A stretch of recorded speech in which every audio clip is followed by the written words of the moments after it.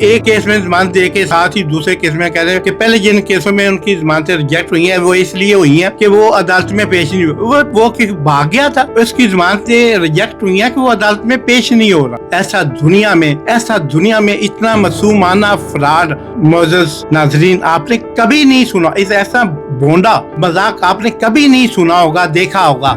ضمانت تو ہو گئی ہے مگر اس ضمانت کون دے گا کہ ان کی ضمانت ہو گئی ہے؟ اس لیے کہ وہ آپ کو چپتا ہے, وہ آپ کی نظروں میں کھٹکتا ہے, وہ آپ کی عیاشی, آپ کی بدماشیوں, آپ کی جو آپ نے ملک کے ساتھ ظلم روا رکھا ہوا ہے, جو غریبوں کے ساتھ ظلم روا رکھا ہوا ہے. رمضان کا مہینہ, کسی کے پاس کھانے کو, پینے کو, افطار کرنے کو, سحر کرنے کو کچھ نہیں ہے. وہ اپنا پیٹ بھریں گے تو آگے جائے گا نا. غریبوں کو ہیلتھ کارڈ دیا, وہ آپ نے واپس لے لیا. غریبوں کو شیلٹر ہوم دیے, وہ آپ نے واپس لے لیے. السلام علیکم پیارے ناظرین, ویورز, آپ دیکھ رہے ہیں مطلوب ڈائچ آفیشیل اور میں مطلوب ڈائچ آپ سے مخاطب ہوں. اس چینل کو لائک کیجئے, سبسکرائب کیجئے, دوست و احباب کے ساتھ شیئر کیجئے اور کمنٹ سیکشن میں آپ نے جو آپ ہمارے متعلق سمجھتے ہیں ہماری امپروومنٹ کے لیے, ہم اس سے بہتری لانے کے لیے وہ تجاویز بھی ضرور دیجیے گا. اچھے دوست تجاویز دیتے ہیں. تو جناب, آج کا پروگرام ہم یہاں سے شروع کرتے ہیں. آج پاکستان کی پہلے باری آ جاتی ہے, تو چونکہ پاکستان میں ہی ساری خبروں کا منبع ہے, ساری خبروں کی ابتدا ہوتی ہے, ساری خبروں کی انتہا ہوتی ہے. یہ ایک الحمدللہ ایسا ملک ہے جہاں پل بھر میں, پل جھپکنے میں کچھ سے کچھ ہو جاتا ہے. صبح آپ کچھ اور کر رہے ہوتے, شام کو جب آپ رات کو سوتے ہو, آپ صبح اٹھتے ہو تو بہت کچھ بدل چکا ہوتا ہے. رات کے اندھیروں میں اسلام آباد کی فضاؤں میں, لاہور اور کوئٹہ, پشاور اور کراچی کی فضاؤں میں بہت کچھ بدل چکا ہوتا ہے. ان کی ان سیاہ راتوں کے اندر جو سیاہ کرتوت اور نیلے پیلے کرتوت ہوتے ہیں, وہ کوئی نہ کوئی گل کھلا کے سوتے ہیں.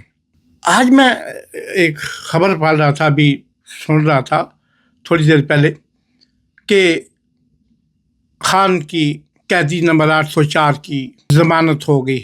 مجھے کوئی چندہ حیرت نہیں ہوئی اس بات میں.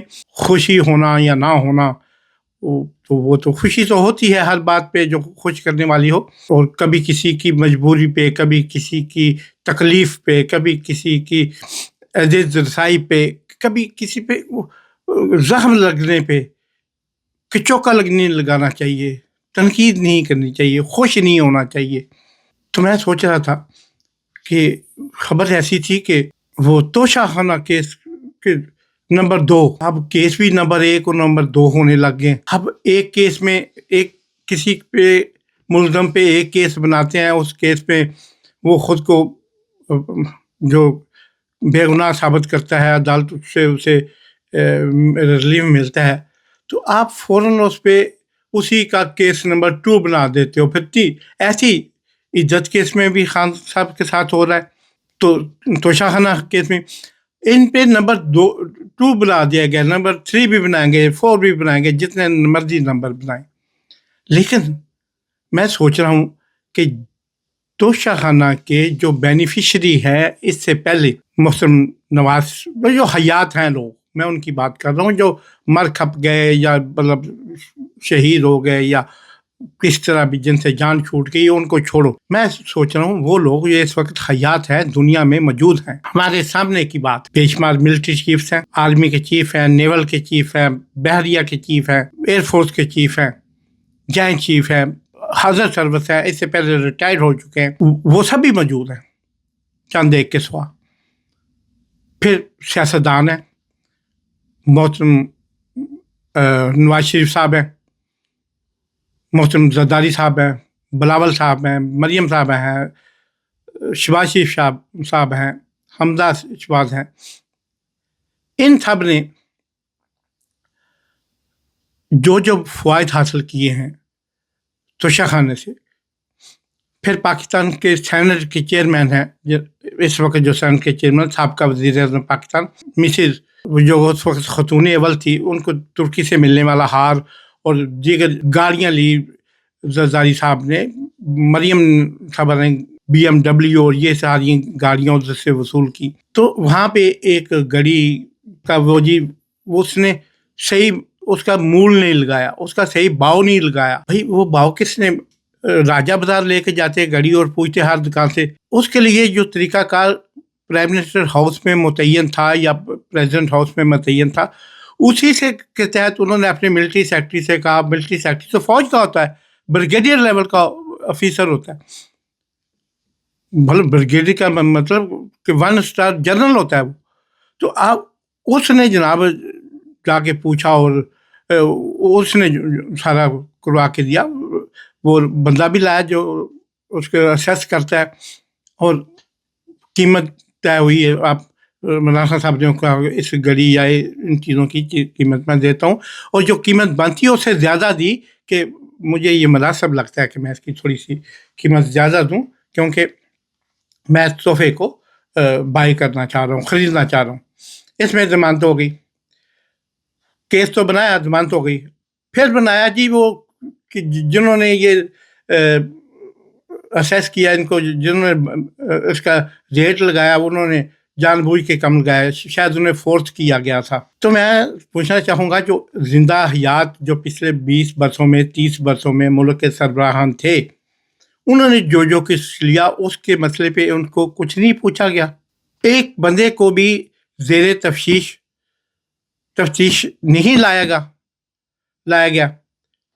کسی ایک بندے کو بلا کے کسی ایف آئی آر میں, کسی ایف آئی اے نے, کسی ادارے نے, کسی نے بلا کے پوچھا, یا احتساب بیورو نے بلا کے پوچھا.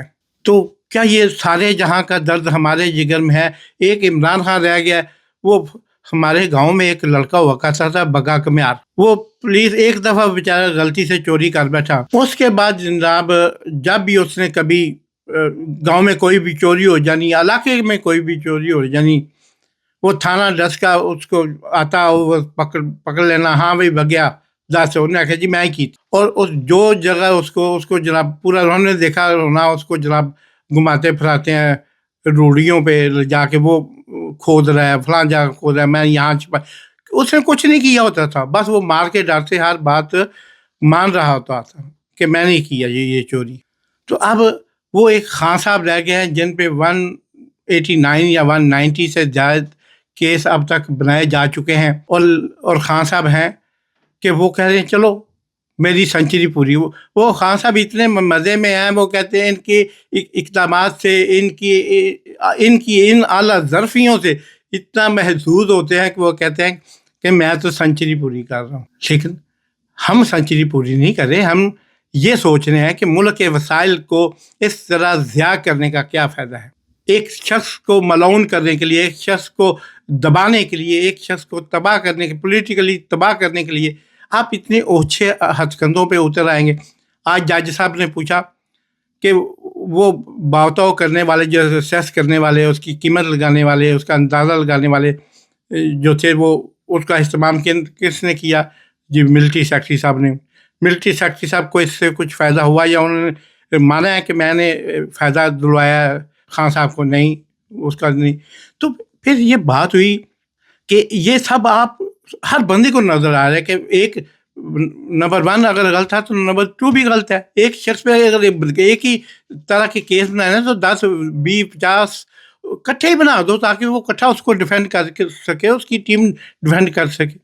لیکن بعد میں جج صاحب نے کہا کہ ضمانت دی جاتی ہے قاضی نمبر 804 کو, اس کو سزائے معطل کی جاتی ہے, اور سارا کچھ ہوا. لیکن میں یہ آج پوچھنا چاہوں گا اپنے 29-30 کروڑ عوام کے بھرپور مملکت خدا داد پاکستان سے, کہ جو ضمانت آج خان صاحب کو پھر الاٹ ہوئی ہے, جو ضمانت انہیں ملی ہے, اس ضمانت کی ضمانت کب ہوگی؟ یعنی جو ضمانت خان صاحب کو آج ملی ہے یا پہلے ملتی ہے, ان ضمانتوں کی یا اس ضمانت کی ضمانت کب ملے گی؟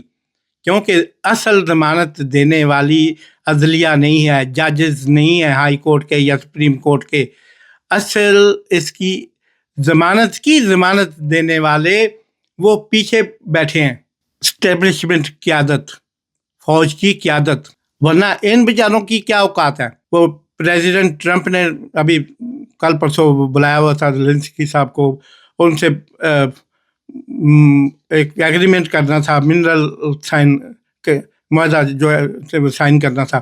وہ کہہ رہا تھا کہ میں جناب کرتا ہوں اس پہ سائن، لیکن اس کی گارنٹی کیا ہوگی، اس کی گارنٹی کون دے گا کہ مجھ پہ پھر اٹیک نہیں کرے گا روس.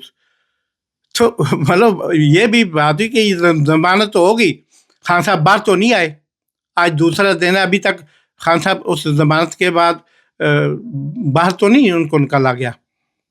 نہ ان کو پہلے جو ضمانتیں ہوئی ہیں 189 کیسز میں جو ضمانتیں ہو چکی ہیں ان میں باہر کیوں نہیں نکالا گیا.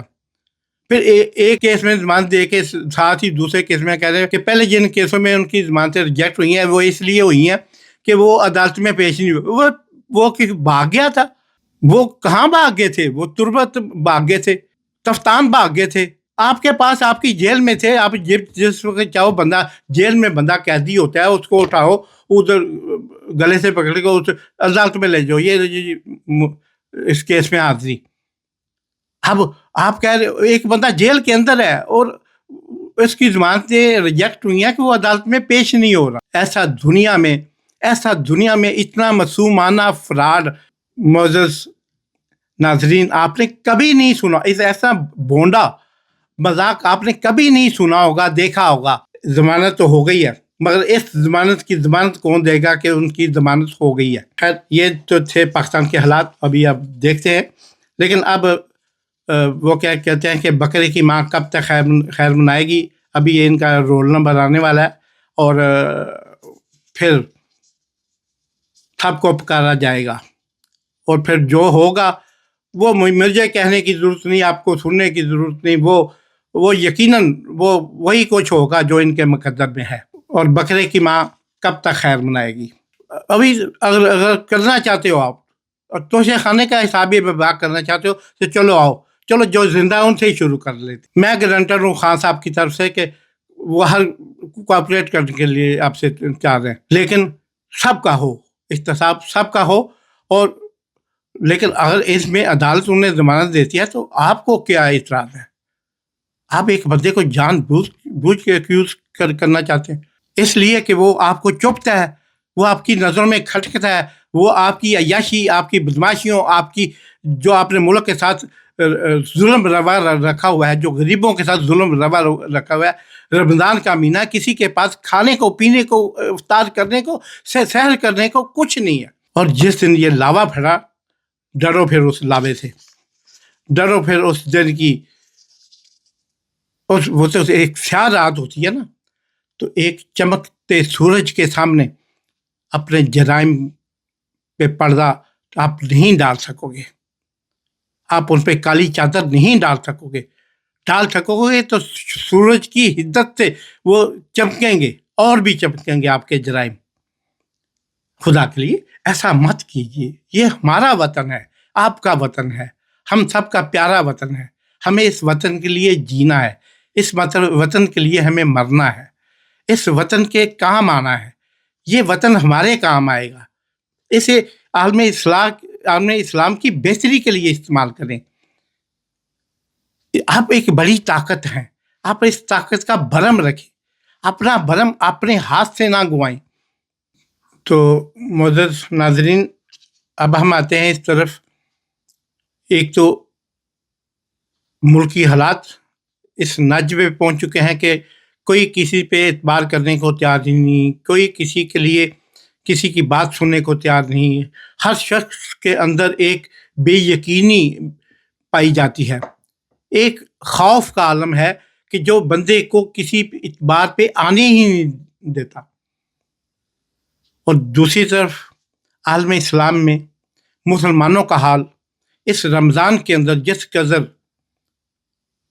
حالانکہ اس مبارک اور مقدس مہینے میں فرمایا گیا کہ اس میں لڑائی تک کرنا منع ہے. اوکے، لڑائی کرنا ویسے ہی منع ہوتی ہے، لیکن اس مقدس مہینے میں خاص طور پر جنگوں سے منع فرمایا گیا کہ آپ جہاد تک بھی نہ کرو اور دشمن پہ اٹیک نہ کرو. ہم جان بوجھ کے، ہم وہ ظالم لوگ ہیں جو جان بوجھ کر اس مہینے کا انتظار کرتے ہیں کب رمضان آئے، کب ہم اپنے دشمنوں کو زیر کریں، کب ہم ان تھوڑے سے جو اپنے آؤٹ آف مطلب تھوڑا سا سیکورٹی ہوتے ہیں، انہیں یہی تو موقع ہے انہیں تنگ کرنے کا۔ ہم وہ لوگ ہیں فطرتاً، ہم جس ملک میں بیٹھے ہیں، جس ذاتی میں، جس علاقے میں بیٹھے ہوئے ہیں، ہم وہ لوگ ہیں، ہم عید کا انتظار کرتے ہیں، ہم کسی دن دیہڑ کا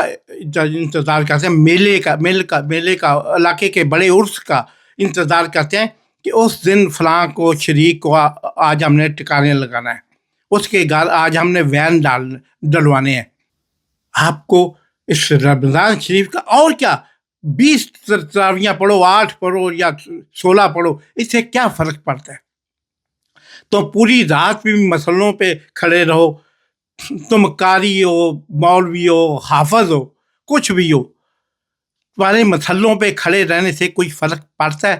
اگر تم دل میں کدورت، نفرت، منافقت لے کے مسئلے پہ کھڑے ہو گئے تو خدا کی قسم نہ خدا بخشے گا نہ اس کی مخلوق بخشے گی۔ اور آج پاکستان کے حالات یہ ہیں کہ مجھے ترس آ رہا ہے، مختلف قسم کے سوشل میڈیا کو میں فالو کرتا ہوں، خبروں کو فالو کرتا ہوں، سنتا ہوں، دیکھتا ہوں، احباب ہیں جو انفارم کرتے ہیں، میں سن کے پریشان ہو رہا ہوں کہ یا اللہ تعالیٰ اتنی مہنگائی کے دور میں کوئی بندہ کیسے سروائیو کر سکتا ہے؟ اوپر سے آپ نے پورے ملک کو غزہ بنا دیا، سڑکیں توڑ دی، تھڑے توڑ دیے، مکان توڑ دیے، دکانیں توڑ دی، دکاندار عید کی تیاری کے لیے کوئی سامان رکھ ہی نہیں سکے، کوئی نیا سامان خرید ہی نہیں سکے، کیونکہ پہلے ان کا سامان بیسمنٹوں میں یا مطلب اپنے گھر کی بیسمنٹوں میں یا کسی تمبو کناس کے اندر رکھا ہوا ہے بیچاروں نے چھپا کے۔ تو اب وہ دکانیں کیا کھولیں گے، وہ چاند رات کیا بنائیں گے، وہ کاروبار کیا بنائیں گے؟ لیکن ہمیں تو غرض ہے صرف اقتدار کی۔ یہ 3 خاندان ہیں، زرداری خاندان ہے، میاں شریف کے 2 اب خاندان بن چکے ہیں، 2 دڑے ہو گئے ہیں، دونوں اقتدار چاہتے ہیں۔ یہ زرداری صاحب کا خاندان ہے، یہ اور آپ تیسرے بھی آپ کسی کو کبھی کسی مولانا صاحب کو، کبھی کسی کو ساتھ ملا کے، کبھی ایم کیو ایم کو، کبھی کسی مولانا کو، آپ اپنی ریڑھی آپ گاڑی کو دھکا دے ہی لیتے ہیں۔ اور اس ملک کے عوام کا کوئی کچھ نہیں سوچ رہا۔ یہ صاحب جو آج ہیں، جو کل تھے، وہ بھی آج پاکستان میں نہیں ہیں، باہر سیٹل ہو چکے ہیں، بچے بھی، ان کا پیسہ بھی، ان کی ایسٹ بھی، ان کے سارا کچھ۔ یہ صاحب بھی یقیناً میں دعوے سے کہہ سکتا ہوں موجودہ رجیم کے سول ملٹری دونوں مشترکہ رجیمز کے جو کرتا دھرتا ہے وہ کل کو پاکستان میں نہیں ہوں گے۔ تو ان کی بلا سے نصیب دشمنا پاکستان مرے کھپے بچے لٹے، ان کی بلا سے آپ روزہ رکھو نہ رکھو، آپ افطاری کرنے کے قابل ہو یا نہیں ہو، آپ سحر بھی کرنے کے قابل ہو یا، کتنے لوگ ہیں اس ملک میں جو آج اس مہنگائی کے دور میں 2 چمچ دہی کے اوپر شکر ڈال کے کھانے کے قابل ہیں سحری کے وقت؟ کتنے لوگ ہیں آج کرکٹ میں ہار رہے ہیں، ہاکی میں ہار رہے ہیں، اسکواش میں ہار رہے ہیں، ہر چیز میں ہم ہار رہے ہیں۔ کیوں ہار رہے ہیں؟ فزیکلی انفٹ لوگ ہیں ہم۔ آپ یورپ میں رہتے ہو، آپ نہیں رہتے تو آپ کے بچے رہتے ہیں، آپ کے احباب رہتے ہیں، ذرا دیکھو، ان سے پوچھو وہاں پہ فٹنس کیا ہوتی ہے نوجوانوں کی، اور اپنے ملک میں دیکھو 2 ہاکیوں نے ایک ہاکی ہاتھوں میں پکڑی ہوتی ہے اور کھیل رہا ہوتے ہیں، ہاکی بنے ہوئے ہیں سارے، اور اس ملک میں کسی کے چہرے پہ تمکنت ہے ہی نہیں، روشنی ہے ہی نہیں، نور ہے ہی نہیں، بھوکے مارے ہوئے ہیں، بھوکے ستائے ہوئے ہیں، اور مملکت انہیں کیا دے رہی ہے؟ کسی کے گھر 10,000 پہنچ جائے گا جی، کسی کے گھر 5,000 پہنچ جائے گا جی، کہاں پہنچے گا؟ وہ رستے والے وہ رجیں گے، وہ پہلے اپنا پیٹ بھریں گے تو آگے جائے گا نا. غریبوں کو ہیلتھ کارڈ دیا وہ آپ نے واپس لے لیا، غریبوں کو شیلٹر ہوم دیے وہ آپ نے واپس لے لیے. آپ واپس لے نہیں سکتے، وہ اوپر والی ذات ہے، وہ جب مناسب سمجھتی ہے یا جب اس نے طے کیا ہے وہ واپس لیتی ہے. آپ کی طرف سے کوئی کمی نہیں جائے گی. اس لیے خدا کے لیے غریب کا سوچیں، پاکستان کا سوچیں، پاکستان کے چاروں صوبے بشمول گلگت بلتستان کشمیر کا سوچیں، پاکستانیوں کا سوچیں، اس وطن کا سوچیں. اپنی عداوتوں کو بھول کر، اپنی جھوٹی اناؤں کو بھول کر صرف اور صرف پاکستان کا سوچیں. اللہ پاکستان کی خیر کرے. دیکھتے رہیے مسرور ولایت آفیشیل. اسے لائک کریں، سبسکرائب کریں، دوست احباب کے ساتھ شیئر کریں. آپ کی محبتوں کا شکریہ. پاکستان زندہ باد.